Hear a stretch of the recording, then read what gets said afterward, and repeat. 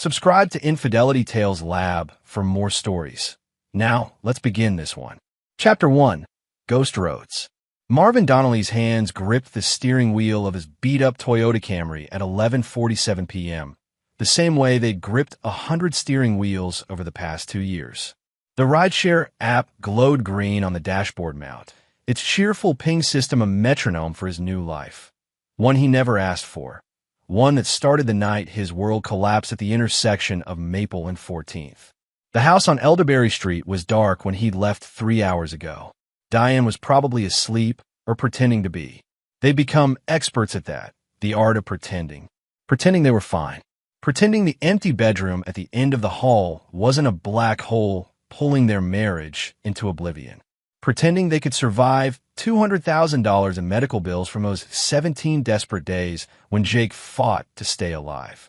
Jake, 13 years old, skateboard under one arm, backpack slung over his shoulder, crossing at the light like they'd taught him 1,000 times. Gone. Marvin blinked hard, forcing himself back to the present. Route 9 stretched ahead, rain-slicked and nearly empty. His phone pinged, a pickup request from O'Malley's bar downtown. He accepted it automatically. Friday night drunks were his bread and butter now, tipping well in their guilt-addled hazes. Before the accident, Marvin had been a mechanical engineer at Trenton Aerospace. Good salary, benefits, a pension plan. He designed components for commercial aircraft, worked on projects he couldn't talk about at dinner parties. Then came the medical bills, the time off, the grief that made focusing impossible. The company was understanding, right up until they laid him off 9 months later. Budget cuts, they said.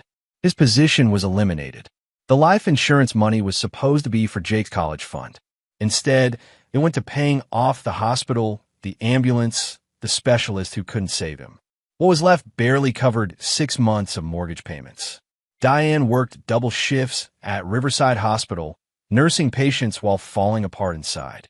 They'd stopped talking about Jake, except in practical terms. His belongings, the memorial fund at his school, whether to keep his room intact or finally pack it away. They certainly never talked about the driver who destroyed their lives and vanished into the night. The police investigation had stalled within weeks. No witnesses with clear vehicle descriptions. No traffic cameras at that particular intersection. Budget cuts again, the city's favorite excuse. A dark sedan, maybe blue, maybe black. Could have been a Honda, a Toyota, a Nissan. The detective assigned to their case, a weary man named Oscar Kellogg, had been sympathetic but honest. Without witnesses or forensic evidence, the case was nearly impossible to solve. These things sometimes break open years later, Kellogg had said, his weathered face apologetic. Someone talks, someone's conscience gets the better of them. I've seen it happen. 2 years later, Marvin was still waiting. He pulled up to O'Malley's, the neon shamrock in the window, flickering arrhythmically. A man stumbled out, mid-30s, expensive leather jacket, designer jeans. Even drunk, the guy looked like he'd never missed a meal or worried about a bill. "You my Uber," the man slurred, squinting at the Camry. "If you're heading to Riverside Estates," Marvin confirmed, checking the app. The man, Brandon, according to the app, collapsed into the back seat with the graceless thud of someone who'd long since passed the pleasant stage of intoxication. He reeked of whiskey and cologne that probably cost more than Marvin's weekly grocery budget. "Worst fucking night, man," Brandon announced to no one in particular as Marvin pulled into traffic. "You ever have a night that just won't end? Like the universe is punishing you for something." Marvin's jaw tightened. He'd had an entire 2 years like that, but he said nothing. He learned early in his Uber driving career that some passengers needed to talk, needed a stranger to confess to. He was a priest in a rolling confessional, paid by the mile to absolve sins he didn't care about. "My girlfriend," Brandon continued, his words mushy at the edges, "caught me. Finally caught me. I've been so careful, man. So fucking careful for 3 years. And tonight she goes through my phone, finds the messages with Crystal." Marvin navigated a turn, his face neutral. Just another drunk with another cliché problem. 3 years ago, I had the worst night of my life, Brandon said, his voice dropping into something that might have been genuine emotion under all the alcohol. "I mean, before tonight. before Stephanie threw my ass out. He laughed, a bitter sound. I did something, man. Something I can never take back. Marvin's hands tightened imperceptibly on the wheel. I hit some kid, Brandon said quietly. The world narrowed to a pinpoint. Marvin's heart hammered against his ribs, but his face remained calm, his voice steady. What do you mean? 3 years ago, I was coming from his party, had too many, way too many. I knew I shouldn't drive, but I did anyway. Stupid, so fucking stupid. Brandon's head lolled back against the seat. I was on my phone, arguing with my girlfriend at the time. Always a girlfriend, right? Always some girl. And then this kid on a skateboard just appeared in front of me. Marvin could barely breathe. Where? Some intersection downtown. Maple and something. 14th? Yeah, Maple and 14th. Brandon's voice was distant, lost in memory. I didn't see him until it was too late. Heard the thump, felt the car hit something. I panicked, man. I kept driving. Switched the car with my brothers the next day, got the damage fixed at this body shop in Elkton, paid cash. Told everyone I hit a deer upstate. The interior of the car felt airless, reality bending around Marvin like heat waves off asphalt. His son, this drunk, careless piece of human garbage, had killed his son and driven away. The news said he died. Brandon continued, oblivious. 13-year-old kid. I followed the story for weeks, terrified they'd trace it back to me. But they never did. No cameras, no witnesses. I got away with it. He laughed again, darker now. And you know what the fucked up part is? I probably would have forgotten about it eventually if Stephanie hadn't just blown up my whole life tonight. Now I'm thinking about it again. That kid, his parents. I killed someone's son and just went on with my life. Marvin pulled onto Brandon Street, Riverside Estates, where houses started at $800,000 and people like Brandon Hinton lived insulated lives of consequence-free existence. What's your name? Marvin asked, his voice steady despite the rage building like a tsunami behind his teeth. Brandon Hinton. What? Marvin pulled into the driveway of a modern colonial, all glass and angles. He turned slightly, getting a good look at Brandon's face in the streetlight. Late 30s, soft around the edges despite the expensive gym membership his credit card probably paid for automatically. Brown hair, weak chin, the kind of face that had learned early it could charm its way out of trouble. This is you, Marvin said. Brandon fumbled with his seatbelt, his phone, his wallet. He pulled out a crumpled 20 and tossed it toward the front seat. Keep the change, man. Thanks for listening. You're like therapist, Uber driver, or something. He laughed at his own joke, stumbling out of the car. Marvin watched him weave up the walkway, unlock his front door, disappear inside. He sat there for 5 full minutes, engine idling, staring at the house where his son's killer lived. Then he drove home, his mind no longer fuzzy with grief and despair, but crystalline clear with purpose. For the first time in 2 years, Marvin Donnelly had something to live for. Revenge. Chapter 2. The Unraveling. The kitchen light was on when Marvin got home at 2 a.m. Diane sat at the table, still in her scrubs from the hospital, a cup of cold tea in front of her. She'd been crying. He could see the puffiness around her eyes, even from across the room. I went to his room today, she said without preamble. I finally went inside. Marvin closed the door softly behind him. Jake's room had been sealed like a tomb for 2 years. Everything exactly as he'd left it the morning he died. Skateboard magazine on the nightstand. Math homework half finished on his desk. Shoes kicked off by the bed. I thought maybe it was time, Diane continued, her voice hollow, to pack some things, to donate his clothes to families who need them. Jake would have wanted that, right? He was always so kind. She broke on the last word, and Marvin moved to her, pulling her against him. She was all bones and exhaustion, working herself to death to pay bills and avoid memories. I can't do this anymore, Marvin, she whispered against his chest. I can't live in this house. I can't keep pretending we're going to be okay. We're drowning, and no one's coming to save us. 3 months behind on the mortgage. Credit cards maxed out. The bank had sent another threatening letter yesterday about foreclosure proceedings. They were losing everything piece by piece, while the man who'd started it all lived in his glass house on Riverside Estates. What if I told you? Marvin said carefully that I found him. Diane pulled back, her eyes searching his face. Found who? The driver. The man who killed Jake. The transformation was instant. Color flooded back in her cheeks. Her eyes, dead for so long, suddenly sparked with something. Hope, rage, a desperate hunger for justice. What? How? Marvin told her everything. The drunk passenger, the confession, the address. As he talked, Diane's hands clenched into fists on the table. We go to the police, she said immediately. We tell Detective Kellogg. They'll arrest him, charge him. With what evidence? Marvin interrupted gently. It's been 2 years. The car's been repaired or sold. It's his word against. Actually, we don't even have his word. We have my testimony that he drunkenly confessed to me, his Uber driver. Any decent lawyer would have that thrown out in seconds. Confession obtained during private transportation. No Miranda rights. No recording. Just the word of a grieving father desperate for closure. Diane's face crumpled. So what? We do nothing? We let him walk around free while Jake is. I didn't say we do nothing, Marvin said quietly. I said the police can't help us. She stared at him, understanding slowly dawning. Marvin, what are you saying? I'm saying that Brandon Hinton destroyed our family and faced no consequences.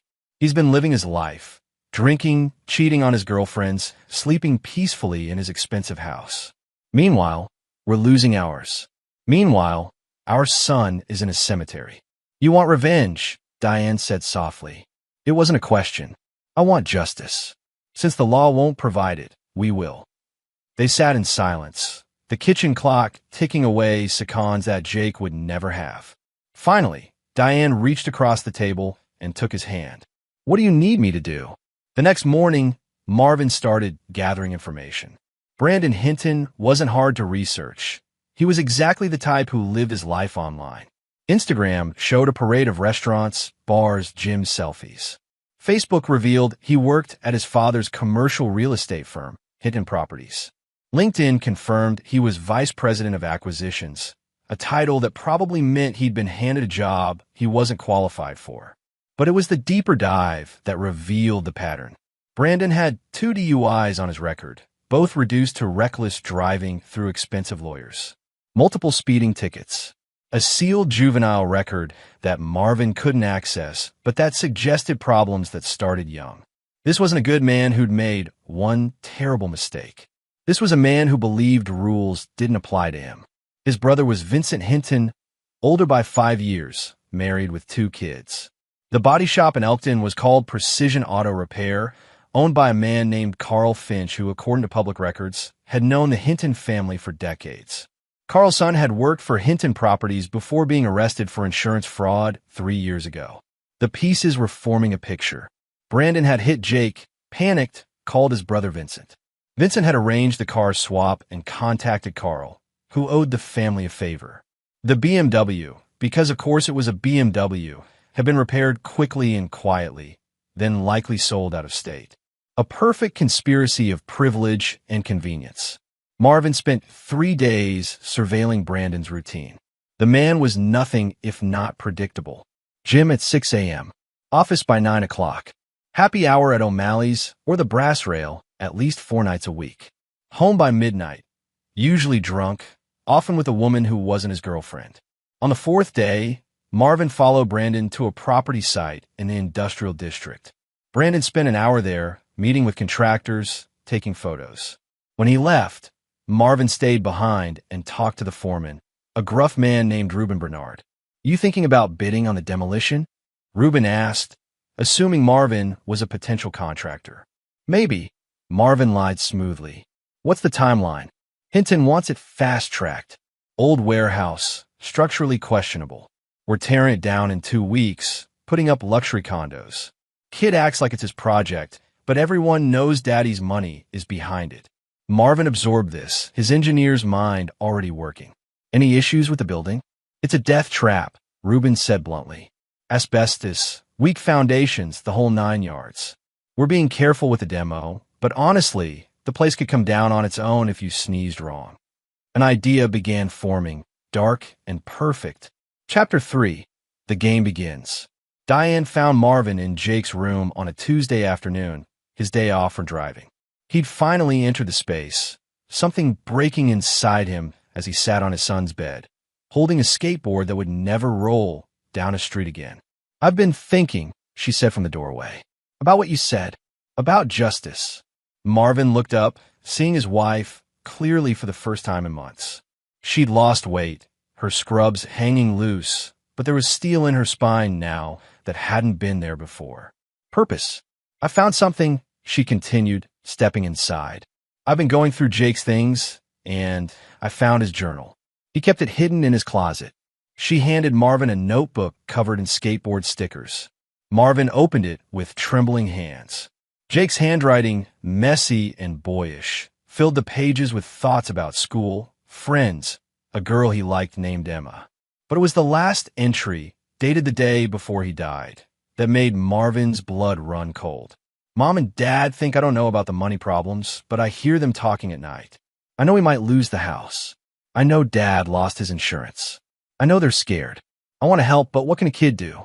I thought about getting a job, but you have to be 16 for most places. Maybe I could do yard work or something. I don't want them to worry about me. I just want them to be happy again like before." Tears tracked down Marvin's face. Jake had known. Their sweet, thoughtful boy had carried their burden and never complained. "He was trying to protect us," Diane whispered. "Even then, and that monster took him away." Marvin closed the journal carefully. Brandon Hinton has a younger brother mentioned in his social media. Twins, actually. Teenage boys. 16 years old. Vincent Hinton's kids. Diane's eyes narrowed. "What are you thinking?" "I'm thinking," Marvin said slowly, "that Brandon needs to understand loss. Real loss. Not losing a girlfriend or a job, but something that matters. Someone who matters. You want to hurt his family? I want him to feel what we feel." Marvin stood, pacing the small room. "But not violence. Nothing that makes us like him. Something smarter. Something that destroys him from the inside out, the way he destroyed us." Over the next week, Marvin refined his plan. He learned that Vincent Hinton was actually a decent man, unlike his brother. Active in charity work, coached his son's baseball team, went to church every Sunday. The twins, Danny and Timothy Hinton, were good kids by all accounts. Honor roll students. Volunteers at the animal shelter. It wasn't fair, but then again, nothing about this was fair. Marvin's plan had 3 phases, each building on the last. Phase 1 started with Brandon's professional reputation. Marvin created an anonymous email account and began sending carefully documented complaints to the City Planning Commission about Hinton Properties projects. He'd done his research. Several of Brandon's developments had cut corners, bribed inspectors, used substandard materials. The paper trail existed. It just needed someone to connect the dots. Phase 2 involved Brandon's personal life. Marvin knew about Crystal, the woman Brandon was cheating with. What Brandon didn't know was that Crystal's husband, a man named Jorge Case, was a jealous type with a history of assault charges. Marvin arranged for Jorge to receive anonymous photos of his wife and Brandon together. Nothing illegal, just the truth delivered at the right moment. Phase 3 was the most dangerous and the most important. The warehouse in the industrial district was set for demolition in 10 days. Brandon would be there for the ceremony. Politicians loved ribbon-cutting photos, even when the ribbon was wrapped around condemned buildings. Marvin had studied the structural reports stolen from Hinton Properties' computer system through a remarkably simple phishing email. The building's northeast corner had hidden water damage that made it unstable. During demolition, if someone was standing in exactly the wrong place. Accidents happen on construction sites all the time. "I need you to do something for me," Marvin told Diane one night. "I need you to reach out to Jake's friends' parents. Tell them you're starting a drunk driving awareness campaign. Get their support, their testimonies about Jake. Make it public and loud." "Why?" "Because when everything comes crashing down on Brandon Hinton, I want the world to know exactly who he is and what he did.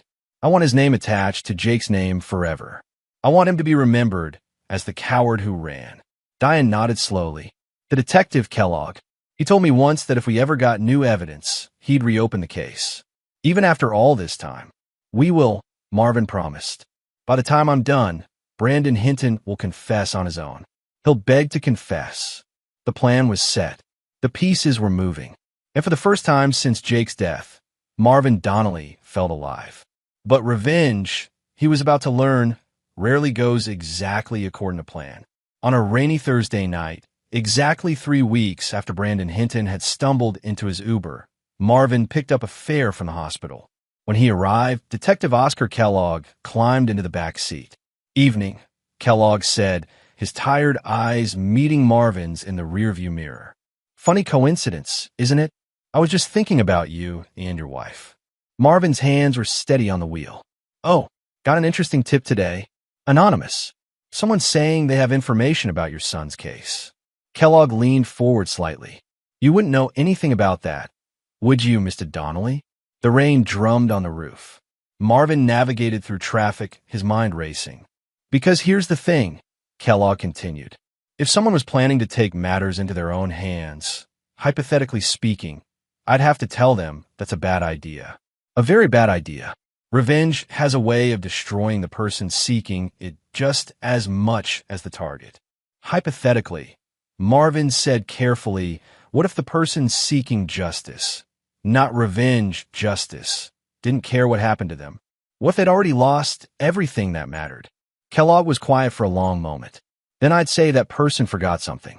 They still have people who love them, people who need them, and throwing their life away won't bring their son back." Marvin pulled up to Kellogg's address, a modest house in a middle-class neighborhood. The detective made no move to exit. "3 years ago, I worked another case," Kellogg said quietly. "Father shot the man who'd killed his daughter while driving drunk. Walked right into the guy's house and put 2 bullets in his chest. You know what happened?" Marvin didn't answer. The father got 25 years. The shooter, the original drunk driver, got to die quickly. But that father? He's sitting in prison, missing his grandchildren being born, watching his wife grow old through bulletproof glass. He traded one tragedy for another. What if there was another way? Marvin asked, a way that didn't involve violence, a way that made the guilty party face consequences without destroying the person seeking justice. Kellogg studied him carefully. "Then I'd say that person was smarter than most, and I'd tell them to be very, very careful. Because the line between justice and revenge is thinner than people think. Cross it, and you become what you hate." He climbed out of the car, then leaned back through the window. The anonymous tip? It mentioned a name, Brandon Hinton. Said he was bragging at O'Malley's about getting away with a hit-and-run 3 years ago. Kellogg's eyes were sharp, assessing. "I'm looking into it. Officially. So if anyone was planning anything unofficial, they should probably stand down and let the law handle it. And if the law can't prove anything," Marvin challenged, "then we live with it," Kellogg said, "like civilized people, or we get creative within the bounds of the law." He tapped the roof of the car. "Drive safe, Mr. Donnelly. And remember, the best revenge is living well. Don't let this destroy what you have left." As Marvin drove away, his phone pinged. A text from an unknown number. "The body shop owner is willing to talk." Conscience finally got to him. "Meet me tomorrow." Kellogg. Marvin stared at the message, his carefully constructed plan suddenly complicated by the one thing he hadn't counted on. Actual justice through legal means might be possible after all. But the dark part of him, the part that had been planning Brandon's destruction, whispered that the law would never be enough. The law would give Brandon a plea deal, maybe a few years at most. The law wouldn't make him suffer the way Jake had suffered, the way Marvin and Diane suffered every single day. He thought about the warehouse demolition, now just 7 days away. He thought about Jorge Case, who'd received those photos yesterday and was reportedly out of his mind with rage. He thought about the Planning Commission investigation that was already beginning to unravel Brandon's business dealings. The dominoes were falling. The question was whether Marvin would let them fall all the way, or if he'd step in and stop them before someone died. As he drove through the rainy night, Marvin Donnelly realized he hadn't yet decided which kind of man he wanted to be, the one who sought justice or the one who took it. Chapter 4. Fractures. Carl Finch's auto shop sat on the edge of Elkton like a rusted monument to better days. The sign, Precision Auto Repair, hung crooked, its neon are flickering intermittently. Marvin watched from across the street as Detective Kellogg's unmarked sedan pulled into the lot at exactly 9 a.m. Marvin had arrived an hour earlier, positioning himself in a diner parking lot with a clear view. He nursed cold coffee and watched through binoculars as Kellogg emerged from his car and disappeared into the shop's office. 20 minutes later, both men emerged, Carl looking pale and defeated, Kellogg grim but satisfied. The detective had his testimony. After 3 years, Carl's conscience had finally cracked under the weight of knowing he'd helped cover up a child's death. Or maybe it was the IRS audit that had mysteriously appeared on his doorstep last week, courtesy of an anonymous tip about unreported cash income. Marvin had learned that everyone had pressure points. You just had to find them and push. His phone buzzed. Diane. Kellogg called. He wants to meet with us this afternoon. He says he has news. Marvin's jaw tightened. This was spiraling out of his control faster than he'd anticipated. Carl's testimony would reopen the investigation, potentially lead to charges, but it wouldn't be enough. Brandon would hire expensive lawyers. They'd challenge the timeline, question Carl's credibility, point out that 3 years had erased most physical evidence.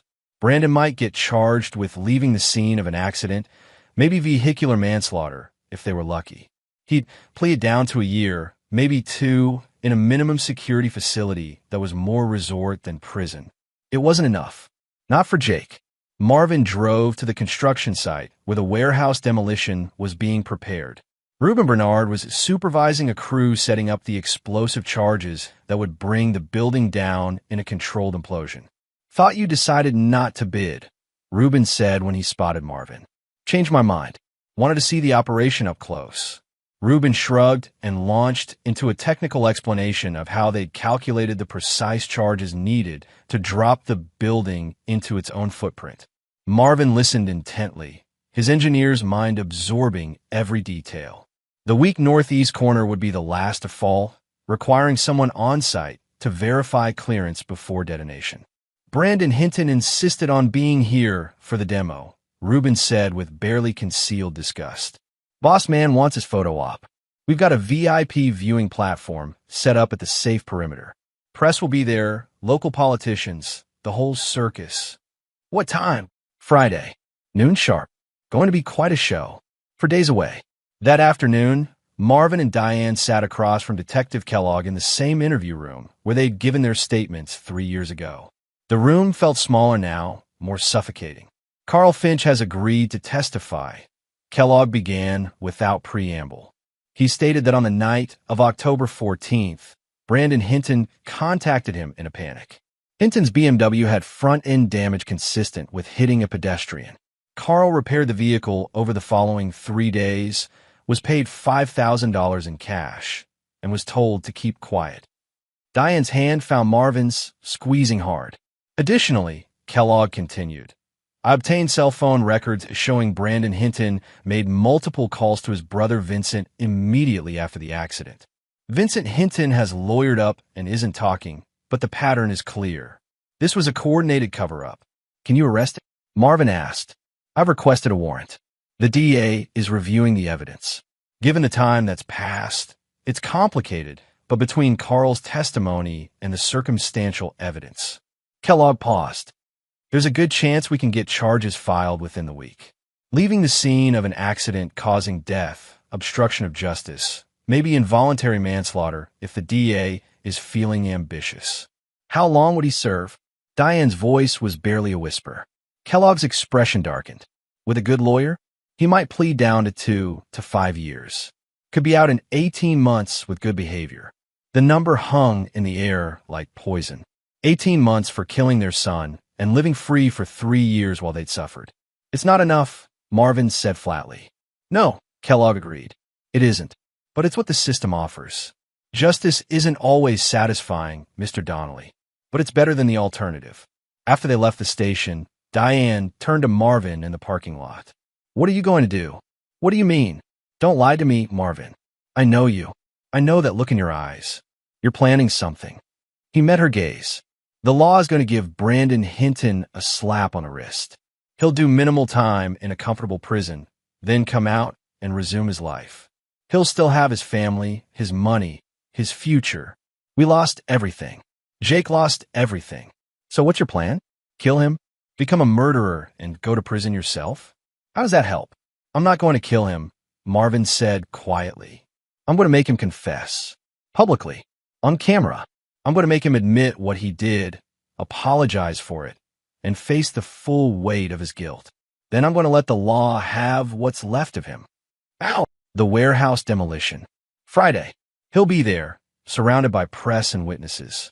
I've been studying the site. There are ways to make him think he's in danger, ways to break him down psychologically until he cracks. No violence, just pressure applied at exactly the right points. Diane studied him for a long moment. This could go wrong in 100 different ways. I know. We could lose you too. I know that as well. She pulled him close, her face against his chest. Then make sure you come home. Because losing Jake broke me. Losing you would destroy me completely. Chapter 5. The Unraveling Thread. Brandon Hinton's world was crumbling, and he didn't even know it yet. Marvin watched from a distance as the first domino fell on Wednesday morning. Jorge Case confronted Brandon in the parking lot of Hinton Properties, screaming accusations while a crowd of employees watched. Security had to physically separate them before blows were exchanged. The scene was caught on multiple cell phones and was already trending on local social media by noon. By afternoon, the City Planning Commission announced a formal investigation into several Hinton Properties developments.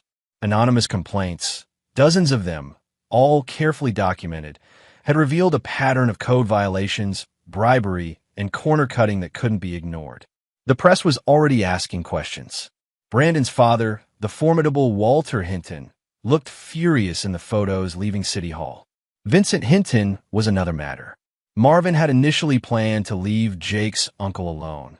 The man seemed genuinely decent, not responsible for his brother's sins. But Vincent had helped cover up the crime, had enabled Brandon's escape from justice.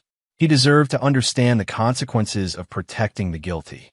The twins, Danny and Timothy, were harder to justify. They were Jake's age, well, the age Jake would have been. Innocent kids who loved their father and uncle, who had no idea their family was built on a foundation of lies and cowardice. Marvin struggled with this piece of his plan. Could he really hurt innocent children to punish their father and uncle? Wasn't that exactly the kind of collateral damage that had destroyed his own family? He was pondering this moral quandary when his phone rang. Unknown number. Mr. Donnelly? A woman's voice, nervous. My name is Ada Sampson. I was at the intersection that night.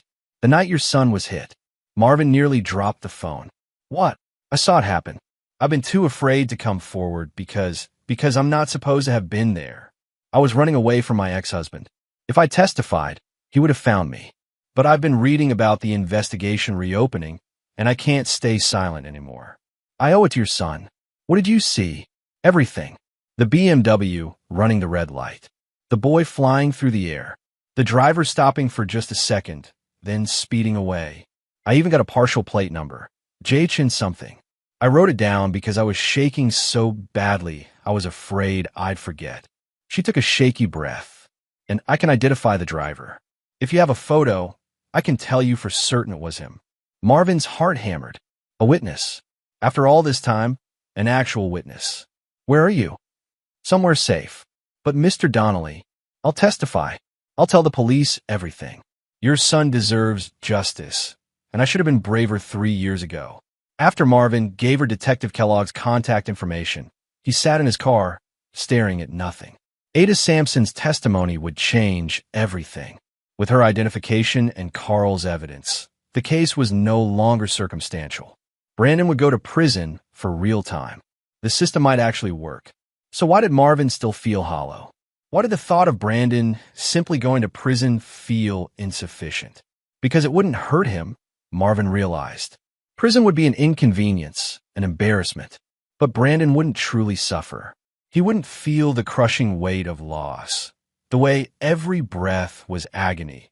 The way the world became gray and meaningless. Brandon needed to lose something he loved. Something irreplaceable. Marvin made a decision. That evening, he followed Vincent Hinton to the Twins baseball game. He watched from the bleachers as Danny pitched a shutout and Timothy hit a home run in the 7th inning. Vincent cheered louder than anyone, his pride obvious and genuine. After the game, Marvin approached Vincent in the parking lot. "Mr. Hinton, can I talk to you for a moment?" Vincent turned, immediately wary. "Who are you?" "Marvin Donnelly. My son was Jake Donnelly." The color drained from Vincent's face. I don't know what you're talking about." "Yes, you do. You helped your brother cover up killing my son. You knew what he did, and you helped him get away with it." Vincent looked around frantically, ensuring his sons weren't in earshot. "I didn't know at first. Not right away. Brandon called me, said he'd been in an accident, needed help. By the time I understood what really happened, it was too late. I was already involved. You could have come forward. He's my brother. My stupid, reckless, disaster of a brother, but still my brother. You have kids." He stopped, realizing what he'd said. "God, I'm sorry. I did have a kid," Marvin said coldly. "Now, I have a grave to visit and a wife who barely speaks to me because we're drowning in debt from medical bills trying to save him." Vincent's eyes glistened. "I think about your son every day. Every time I see Danny and Timothy, I think about that boy Brandon killed. If I could go back. But you can't. None of us can." Marvin stepped closer. "Here's what's going to happen. The police have witnesses now. Testimony. Evidence. Brandon is going to prison. But you're going to lose something too. What do you want from me? I want you to tell your sons the truth. I want them to know what their uncle did and what you did to cover it up. I want you to look them in the eye and confess that you're an accessory to my son's death." Vincent's face crumpled. "They're just kids. So was Jake. He was just a kid with his whole life ahead of him. Your boys get to grow up. They get to have futures. They get to have their father standing in the bleachers cheering for them. Jake doesn't get any of that because your brother was too drunk and cowardly to face consequences. Please, don't do this to them." "I'm not doing anything to them," Marvin said. "You did, when you decided protecting Brandon was more important than justice for a dead child. Now you get to live with your sons knowing what kind of man their father really is." He walked away, leaving Vincent standing alone in the parking lot, tears streaming down his face. Marvin felt nothing. No satisfaction, no guilt, just a cold, hollow emptiness where his humanity used to be. Maybe Kellogg was right. Maybe revenge was destroying him. But he'd already decided he didn't care. Chapter 6, the final setup. The warehouse demolition was set for Friday at noon. Marvin had exactly 2 days to prepare. He spent Thursday studying every detail of the site. He talked his way onto the property by posing as a freelance photographer documenting the demo for a local history blog. Elkton's industrial district was disappearing, and someone needed to record its passing. Reuben Bernard, busy with final preparations, barely paid attention to the guy with the camera.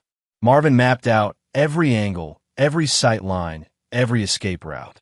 He located the northeast corner where the building was weakest, measured distances, calculated timing. His engineering background made it easy to understand the demolition setup. Radio-controlled charges, multiple fail-safes, strict safety perimeters. The VIP viewing platform was positioned 200 yards from the building, well outside any danger zone. Brandon would be standing there with his father, local politicians, and the press, watching the warehouse crumble into dust and rubble. A symbolic moment of progress and renewal. Marvin had other plans. He spent Thursday evening in his garage, building a device that wasn't quite a bomb, but would serve his purposes. A simple radio jammer, modified to interfere specifically with the demolition detonator's frequency. When activated at the right moment, it would prevent the charges from firing on schedule. The resulting confusion would create an opening, a small window where he could force Brandon into the building, away from witnesses, and extract his confession. "You're scaring me," Diane said from the doorway. She'd come home between shifts and found him surrounded by electronics and wiring. "I'm almost done. Marvin, please. The police have witnesses now. Ada Sampson's testimony is enough. Detective Kellogg called earlier. They're issuing an arrest warrant for Brandon tomorrow morning, before the demolition even happens. This is over. We won. We didn't win," Marvin said without looking up from his work. "The system is finally doing its job, but that's not the same as winning. Brandon will still get to plea bargain, will still get to minimize his punishment, will still get to tell his version of the story where he's the victim of circumstance. So what's your plan? Kidnap him? Force him to confess? Then what? You'll have committed multiple felonies. And for what? A confession under duress isn't admissible in court. I don't care about court, Marvin said quietly. I care about the truth. I want the world to hear him say it, in his own words, without lawyers and PR spin. I want him to apologize to Jake. To us. I want him to hurt. Diane knelt beside him, taking the device from his hands. And then, after you get your confession and he hurts and the world knows what he did, what happens to you? To us. Marvin finally met her eyes. I don't know. That's what I'm afraid of. She stood, setting the device carefully on the workbench. I can't lose you too, Marvin. Jake is gone. If you do this and something goes wrong, if you go to prison or get hurt, or worse, then I've lost both of you, and I won't survive that. Diane, no, listen to me. Her voice broke. I understand why you need this. I do. Every day, I wake up, and the first thought is that Jake is gone, and the person who killed him was free. It's like acid in my chest. But the police are finally doing their job. Brandon is going to be arrested. He's going to face charges. It's not perfect, but it's something. Don't throw away your future. Our future, for revenge that won't bring Jake back. Marvin pulled her close, feeling her shake against him. I need him to know what he took from us. I need him to feel it. He will. In prison, every day, knowing his life is over. Knowing everyone knows what he did. That's punishment, Marvin. That's justice. They stood together in the garage, surrounded by the tools of revenge, while Marvin fought a war with himself. The rational part of him knew Diane was right. Ada Sampson's testimony changed everything. Brandon would be arrested, charged, convicted. The system would work. But the broken part of him, the part that had died with Jake, wanted blood. Wanted Brandon Hinton to experience real fear, real loss, real consequences beyond the sterile justice of a courtroom. Promise me you won't do anything stupid tomorrow, Diane whispered. Promise me you'll just watch the demolition. Let the police arrest Brandon afterward and come home to me. Marvin held her tighter, unable to make a promise he knew he couldn't keep. Friday morning arrived gray and cold. Marvin kissed Diane goodbye, knowing she thought he was driving his usual Uber shift.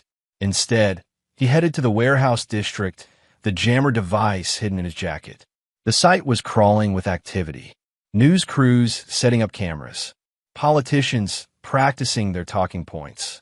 Hinton Properties executives managing logistics. And there, at the center of it all, was Brandon Hinton, wearing an expensive suit and his trademark arrogant smirk. Marvin positioned himself near the VIP platform, just another face in the crowd. He watched Brandon work the press, playing the role of the visionary businessman bringing progress to a forgotten neighborhood. No one knew that a police van was parked 3 blocks away, waiting for Detective Kellogg to give the signal to make the arrest. The plan was to let Brandon enjoy his moment, let him stand before the cameras and press, and then take him into custody in front of everyone. Public humiliation before prosecution. Kellogg had mentioned it on the phone this morning, and Marvin had heard the satisfaction in the detective's voice. Cops like theatrical arrests as much as anyone. But as Marvin watched Brandon laugh and joke with reporters, something inside him snapped. This wasn't enough. It would never be enough. He fingered the jammer in his pocket and made his decision. When the demolition countdown reached 60 seconds, Marvin activated the device. Chapter 7. The Confrontation. The countdown stopped at 45 seconds. Ruben Bernard's voice crackled over the site radio. We've got a problem. Detonator's not responding. Abort, abort. Confusion rippled through the crowd. The VIP platform went silent as officials exchanged worried glances. Brandon's smile faltered as his operations manager whispered urgently in his ear. What do you mean abort? Walter Hinton demanded, his voice carrying across the platform. We have press here, cameras. Dad, relax, Brandon said, forcing calm into his tone. These things happen. We'll reset and try again. Marvin slipped away from the crowd, moving toward the warehouse's perimeter fence. He'd cut a section of chain link the night before, creating an entry point hidden behind a pile of construction debris. He ducked through, his heart hammering, and made his way toward the building's northeast entrance. The plan crystallized in his mind with terrible clarity. The building was still standing, but barely. The structure was compromised, unstable. If he could lure Brandon inside, away from the cameras and crowds, he could stage a confrontation, force a confession with the building's instability as leverage. Brandon would crack under pressure. Men like him always did when faced with real danger. He pulled out his phone and sent a text from a burner number he'd set up days ago. Brother Vincent is inside the warehouse. Northeast corner. He's going to tell the police everything unless you stop him. 30 yards away, he saw Brandon's phone light up. Saw him read the message, his face going pale. Saw him glance around frantically before making a decision and slipping away from the VIP platform, while everyone was distracted by the technical difficulties. Marvin watched Brandon approach the fence, find the cut section, and squeeze through. Hook, line, sinker. Marvin moved deeper into the warehouse, into the northeast corner where the structure was weakest. He could hear the building groaning around him, steel beams stressed to their limits.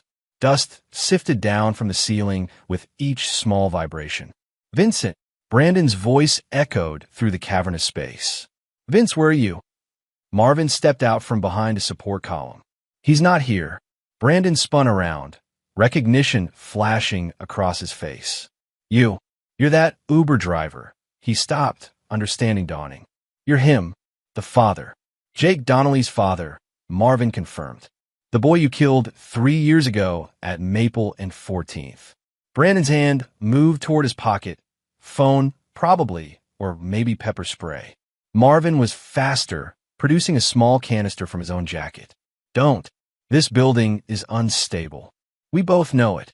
Your own structural reports say so. One wrong move, and we both die here. What do you want?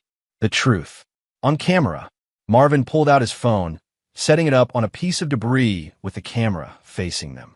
You're going to confess. You're going to tell exactly what happened that night.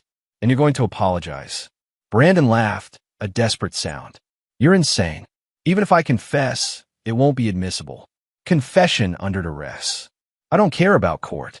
I care about the world knowing. Your family knowing. Your father out there. The one who thinks you're his golden boy.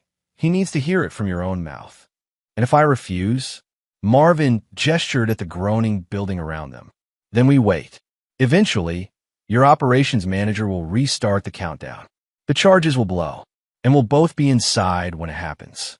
Brandon's face lost all color. You're bluffing. You wouldn't kill yourself just to. Wouldn't I? Marvin stepped closer. You took my son. My marriage is barely surviving. We're losing our house.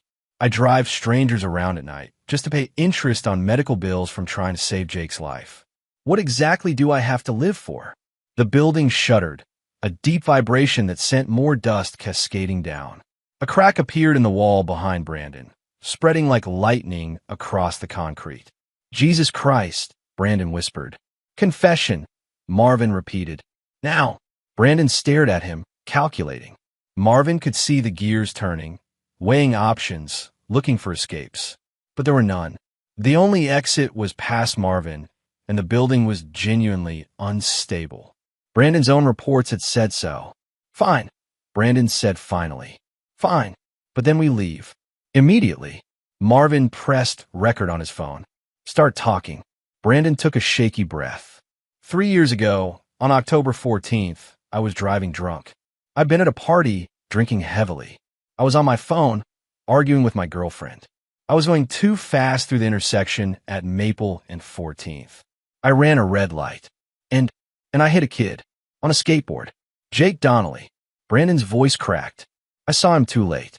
I tried to brake, but couldn't stop in time. I felt the impact. I stopped just for a second, saw him lying in the street. And then I panicked. I drove away. I left him there to die. Keep going. I called my brother Vincent. He helped me hide what I did. We swapped cars, got mine fixed at a body shop owned by a family friend.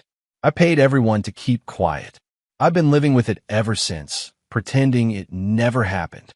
Look at the camera, Marvin commanded. Say his name. Apologize. Brandon faced the phone, tears streaming down his face. Jake Donnelly. I killed you.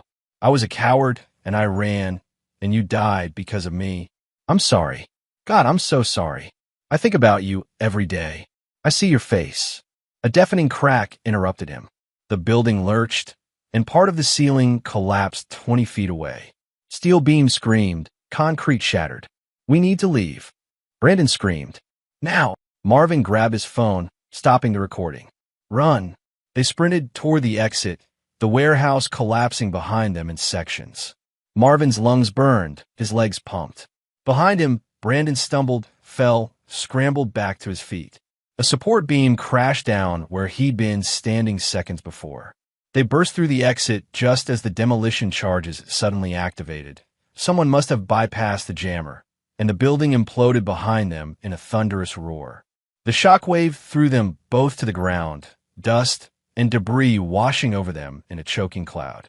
When the dust cleared, Marvin looked up to find Detective Kellogg standing over him, gun drawn, with a dozen officers behind him. Marvin Donnelly, Kellogg said, his voice hard. You're under arrest. Chapter 8. Consequences. The holding cell was exactly what Marvin expected. Concrete, fluorescent lights, the smell of disinfectant and despair. He'd been there for 6 hours, processed and charged with reckless endangerment, kidnapping, and criminal trespass. The fact that he hadn't actually hurt Brandon didn't matter. The fact that he'd lured Brandon into a collapsing building absolutely mattered. Detective Kellogg sat across from him in the interrogation room, looking tired and disappointed. You could have died, Kellogg said. You both could have died. That building came down less than 30 seconds after you got out. If you tripped, if Brandon had been slower, if any number of things had gone differently, I'd be calling your wife right now to tell her she's a widow. I know, Marvin said quietly. Was it worth it? The confession you got is inadmissible. Any lawyer will have it thrown out as coerced. You filmed it while holding a man against his will in a structurally unsound building. That's not evidence. It's a felony. I know that too. Kellogg leaned back, studying him. So what was the point? What did you accomplish besides destroying your own life? The video's already online, Marvin said. I had it set to auto-upload if I didn't cancel the timer. By now, it's been viewed thousands of times. Maybe tens of thousands. Brandon Hinton confessing to killing my son, in his own words, with his own voice. The world knows what he did. Kellogg's jaw tightened. You realize you just gave his defense team grounds to argue he can't get a fair trial? That public prejudice is too high. You might have accidentally helped him. Marvin hadn't considered that. The realization hit him like cold water. In his quest for revenge, for public confession, he might have sabotaged the actual legal case against Brandon. However, Kellogg continued, Brandon is in the next room, and he's singing like a canary, without his lawyer present, which his father is going to be livid about. He's so shaken by what happened in that warehouse that he's confessing to everything. The hit and run, the cover-up, bribing the auto shop owner, even some of the building code violations we're investigating. He's trying to cooperate his way into a lighter sentence. What will he get? 10 to 15 years, probably. Maybe less if his lawyers are good. But Ada Sampson's testimony combined with his confession, even the coerced one, and Carl Finch's evidence, he's going to prison. Real prison. Not some country club facility. Marvin closed his eyes. It wasn't enough. It would never be enough. But it was something. What about me? Kellogg sighed. That depends on the DEA and Brandon's father. Walter Hinton is furious, but not just at you. He's furious at Brandon for confessing, furious at Vincent for being involved in the cover-up. The family's imploding. He might push for maximum charges against you, or he might let it go to avoid more publicity. And if he pushes, 3 to 5 years, probably. You'd serve 18 months, maybe 2 years with good behavior. Marvin thought of Diane, waiting at home. Thought of Jake's empty room. Thought of the house they were losing, the life they'd already lost. Can I see my wife? She's waiting outside. But Marvin, Kellogg leaned forward. What you did was stupid and dangerous and illegal. But I understand why you did it. If someone killed my kid and got away with it, I don't know what I'd do. Maybe something worse. Is that supposed to make me feel better? No. It's supposed to help you understand that you're not a monster. You're just a father who lost everything and made some terrible choices trying to find justice. The question is what you do next.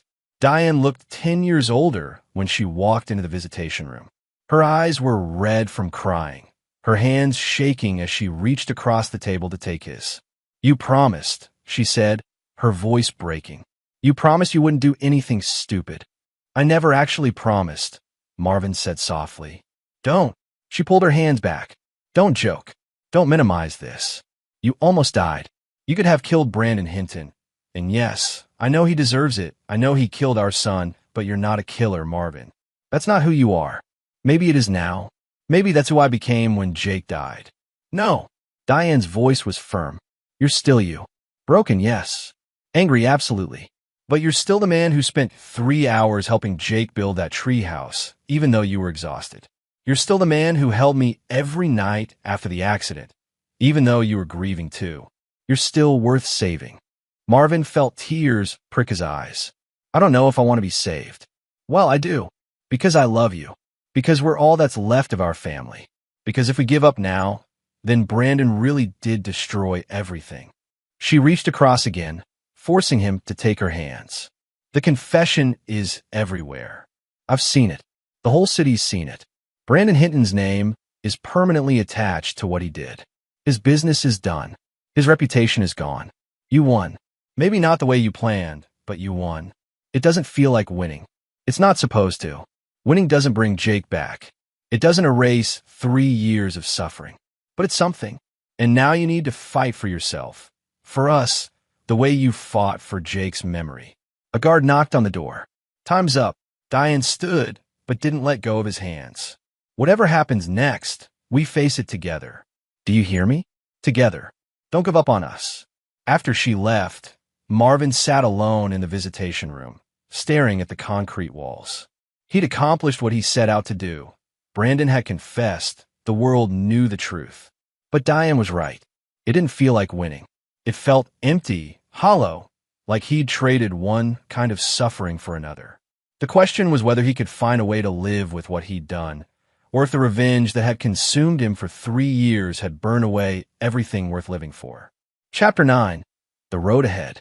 2 months later, Marvin stood in a courtroom wearing an ill-fitting suit Diane had borrowed from her brother. Judge Santiago Camacho presided over a packed gallery. Reporters, supporters, Brandon's family, and the face Marvin had come to dread seeing, his victim's father. Walter Hinton sat ramrod straight, his expression unreadable. Unlike Marvin, who'd lost everything, Walter still had power, money, connections. He could bury Marvin if he wanted to. But the past 2 months had revealed unexpected truths. Brandon's confession had unraveled not just his own life, but the entire Hinton Properties empire. The building code violations investigation had exploded into a full-scale scandal involving bribery, fraud, and criminal negligence. Walter Hinton, it turned out, had known about many of Brandon's shortcuts and had approved them to maximize profits. Vincent Hinton had been charged with accessory after the fact and obstruction. His sons, Danny and Timothy, had indeed learned the truth about their father and uncle. The family was shattered, just as Marvin's had been. The difference was that they deserved it. The DA, a sharp woman named Myra Leonard, had offered Marvin a plea deal: 1 year in county jail, 2 years probation, community service. She'd argued for leniency given the circumstances, citing temporary insanity caused by grief. Brandon's lawyers had pushed for maximum sentencing, but their position was weak. Their client had confessed on camera, and public opinion was overwhelmingly sympathetic to Marvin. "Mr. Donnelly," Judge Camacho said, his voice measured, "what you did was dangerous and illegal. You had no right to take the law into your own hands, regardless of your personal tragedy. The court system exists specifically to prevent vigilante justice." Marvin stood, accepting the rebuke. "However," the judge continued, "the court recognizes the extraordinary circumstances of your case. You discover that the man who killed your son and destroyed your family had faced no consequences for 3 years. The system failed you. While that doesn't excuse your actions, it provides context." The judge shuffled papers on his bench. I'm accepting the plea agreement with one modification. 6 months in county jail, credit for time served. 2 years probation. 500 hours of community service, to be completed with a drunk driving awareness program. You'll speak to young people about the consequences of DUI, using your son's story and your own mistakes as teaching tools. Marvin's knees nearly buckled with relief. 6 months. He could survive 6 months. Mr. Donnelly, the judge said, catching his eye, I hope you use your time in custody to reflect on who you want to be going forward. You've suffered unimaginable loss, but you still have a life to live. A wife who loves you. A community that's rallied around you. Don't throw that away on bitterness and revenge. Yes, Your Honor. As Marvin was led away, he caught Diane's eyes in the gallery. She was crying, but she also smiled, the first genuine smile he'd seen from her in 3 years. Brandon Hinton's trial was a media circus. With his confession public and multiple witnesses corroborating the evidence, his lawyers negotiated a plea deal. 15 years for vehicular manslaughter, leaving the scene of an accident and obstruction of justice. He'd serve at least 12 before possibility of parole. Walter Hinton and Hinton Properties faced separate criminal and civil charges that would take years to resolve. The company was likely finished, its reputation destroyed. Walter would probably avoid prison, but his empire and legacy were ash. Vincent Hinton received 5 years probation and a suspended sentence in exchange for full cooperation with prosecutors. His marriage survived, barely, and he was working to rebuild trust with his sons. He'd also reached out to Marvin through lawyers, offering to pay restitution, not to buy forgiveness, but because it was the right thing to do. Marvin accepted the money. It paid off Jake's medical debt and saved their house from foreclosure. It didn't bring Jake back, but it gave him and Diane the chance to breathe again. County jail was exactly as miserable as Marvin expected. He spent his days reading, working in the library, avoiding trouble. He wrote letters to Diane every night, trying to put into words everything he'd felt but couldn't say for 3 years. She wrote back, telling him about her days, about the support groups she'd joined, about slowly learning to live with the hole in their lives where Jake used to be. Other inmates gave him respect. Word got around about why he was there, not from Marvin, but from news reports. Fathers and mothers understood. More than a few told him they'd have done the same or worse. 5 months into his sentence, Marvin received an unexpected visitor, Detective Oscar Kellogg. Thought you should know, Kellogg said, sitting across from him in the visitation room. Brandon Hinton was attacked in prison last week. Broken jaw, 3 broken ribs, internal bleeding. He'll survive, but barely. Marvin felt nothing. Not satisfaction, not guilt, nothing. Who did it? Guy whose daughter was killed by a drunk driver. He saw Brandon's confession video, recognized him in the yard. Guards broke it up before it got worse. Kellogg leaned back. Brandon's being transferred to protective custody. He'll spend the rest of his sentence isolated, alone. Seems fitting. Why are you telling me this? Because I want you to understand something. The revenge you took, the confession, the public humiliation, that was bad enough for Brandon. He was already going to spend the next 12 years in a cage. You didn't need to do what you did at the warehouse. The system was working. Slowly, imperfectly, but working. I know that now. Do you? Because I've seen guys like you. They get so consumed by revenge that even when they get it, it's not enough. They can't let go. They can't move forward. And they waste whatever life they have left. Kellogg met his eyes. Don't be that guy, Marvin. You've got a wife waiting for you. You've got a community that wants to see you succeed. You got a chance to turn Jake's death into something meaningful by teaching kids not to drink and drive. Don't waste it by staying stuck in the past. After Kellogg left, Marvin sat in his cell and thought about the man he'd been before Jake died. Happy, successful, focused on building a future. That man was gone, killed in the same accident that killed his son. But maybe he could become someone new. Someone who carried Jake's memory forward, not through revenge, but through preventing other families from suffering the same loss. Someone who turned tragedy into purpose. It wouldn't bring Jake back. It wouldn't heal the wounds completely. But maybe it would be enough to make the remaining years worth living. 6 months later, Marvin stood in front of a high school auditorium filled with teenagers who looked impossibly young, younger than Jake would have been. They slouched in their seats, half paying attention, probably assuming this was just another boring assembly. On the screen behind him was Jake's picture, 13 years old, grinning, holding his skateboard. Next to it was a photo of the intersection at Maple and 14th. Then the mangled skateboard recovered from the scene. Then Brandon Hinton's mugshot.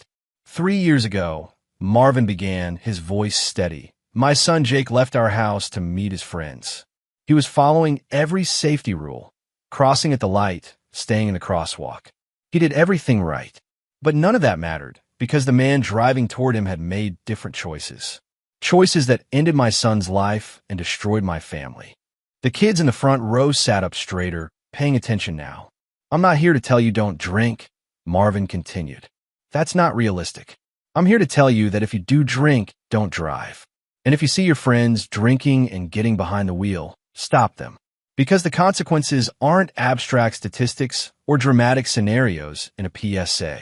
The consequences are real families, real kids, real lives ended in seconds. He talked for 30 minutes. Told Jake's story. Told his own story, including the parts where he'd made terrible choices out of grief and rage. Showed them what revenge looked like, how it consumed him, nearly destroyed him. When he finished, a girl in the third row raised her hand. Do you forgive him? The driver? Marvin considered the question. No, he said honestly. I probably never will. Brandon Hinton took something from me that can't be replaced. But I'm learning to live with it. To move forward despite it. Because staying frozen in anger and grief doesn't honor Jake's memory. Living well, trying to prevent other families from suffering the same loss, that honors him. After the assembly, several students came up to thank him. A boy with red-rimmed eyes confessed he'd been drinking and driving regularly. I'm going to stop, he said. I don't want to be that guy. I don't want to destroy someone's family. Good, Marvin said. That's all I'm asking. Diane was waiting for him in the parking lot. She'd taken the afternoon off to hear him speak for the first time. How was I? He asked as they drove away. Honest, raw, powerful. She reached over and took his hand. Jake will be proud of you. I'm proud of you. They drove in comfortable silence for a while. Then Diane spoke again. I've been thinking about the memorial fund at Jake's school. We could expand it. Create scholarships for students who want to study engineering like you or nursing like me. Keep his name alive in a positive way. I'd like that. And she hesitated. I think we should try to have another child. Marvin's hands tightened on the wheel. Diane, not to replace Jake, never to replace him, but to keep living, to build a future instead of just mourning the past. We're still young enough. We still have love to give. She squeezed his hand. Jake would want us to be happy. He wouldn't want us to stop living because he can't. Marvin thought about Jake's journal, about his son worrying about them, wanting them to be happy, about the boy who'd carried their burdens without complaining. Okay, he said, let's try. They drove home through streets that felt less heavy than they had in years.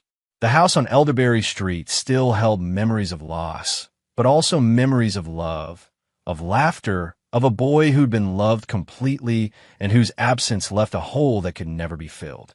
But holes could be lived around. Grief could be carried. And maybe, just maybe, there was still room for hope.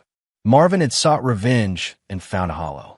He pursued justice and found it incomplete.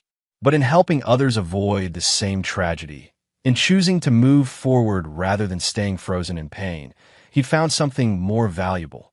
Purpose. It wasn't the ending he'd wanted. Jake was still gone. Brandon was in prison. But that didn't change anything fundamental.